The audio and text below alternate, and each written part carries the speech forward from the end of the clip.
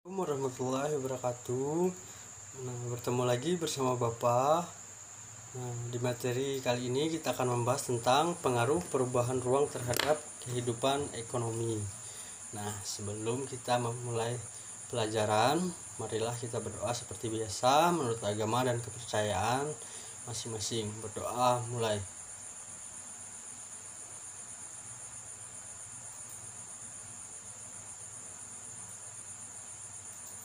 Selesai. Seperti biasa, sebelum kita masuk lebih dalam, kita absen dulu. Mari kita belajar tentang pengaruh perubahan ruang terhadap kehidupan ekonomi. Yang pertama yaitu APTA. Apa itu singkatan dari APTA? APTA itu singkatan dari ASEAN Free Trade Area. Di sini negara-negara anggota ASEAN mulai menerapkan APTA yang menyebabkan kegiatan ekonomi itu meluas. Mereka lebih mudah melakukan ekspor tanpa biaya pajak ke negara anggota ASEAN. Pun sebaliknya, hal inilah yang membuat persaingan perdagangan antar anggota negara ASEAN selain harus menghadapi persaingan dalam negara-negara tersebut. Untuk selanjutnya itu kegiatan produksi. Kegiatan produksi ini membuat barang atau menambah nilai guna suatu barang, sangat menentukan kelangsungan para pengusaha. Dengan adanya APTA ini membuat kegiatan produksi tersebut lebih mudah dipasarkan ke negara-negara lain di ASEAN. Untuk contohnya, produk elektronik buatan Singapura akan lebih mudah ditemukan di negara-negara ASEAN. Untuk selanjutnya yaitu kegiatan distribusi. Kegiatan distribusi ini barang atau jasa sampai ke tangan konsumen melalui saluran distribusi. Dengan adanya perkembangan transportasi menjadi pengiriman barang atau jasa dari satu negara ke negara lain di wilayah ASEAN menjadi lebih cepat sampai. Untuk dampak kegiatan ekspor atau impor barang atau jasa melalui APTA. Kegiatan ini menunjukkan interaksi antar ruang negara satu dengan negara lainnya di ASEAN. Kegiatan produksi dan distribusi merupakan contoh nyata sebuah kegiatan yang dimaksudkan untuk memenuhi kebutuhan di masyarakat. Dengan adanya APTA ini juga memungkinkan setiap individu di negara-negara ASEAN mudah memperoleh barang kebutuhan yang sesuai dengan tingkat konsumsi mereka.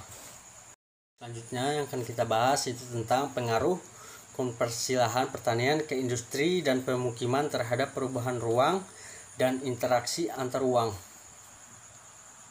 Apakah pernah kalian mendengar negara Singapura melakukan reklamasi untuk memperluas daratan?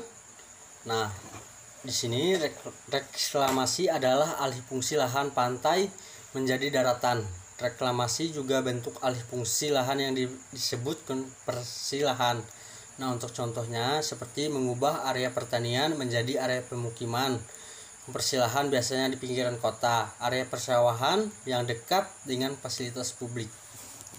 Untuk selanjutnya akan kita bahas pengaruh konversi lahan pertanian ke lahan industri. Konversi lahan pertanian ke lahan industri biasanya itu terjadi di pinggiran kota. Alasannya karena para pengusaha diantaranya letaknya itu strategis. Harga lahannya juga pertanian lebih murah dibandingkan lahan yang sudah terbangun. Industri dibangun dekat dengan pengadaan bahan baku sangat menguntungkan. Di sini juga ada permasalahan yang akan timbul akibat konversi lahan pertanian itu menjadi industri. Untuk pertama, lahan pertanian itu menurun sehingga produktivitas pangan terganggu.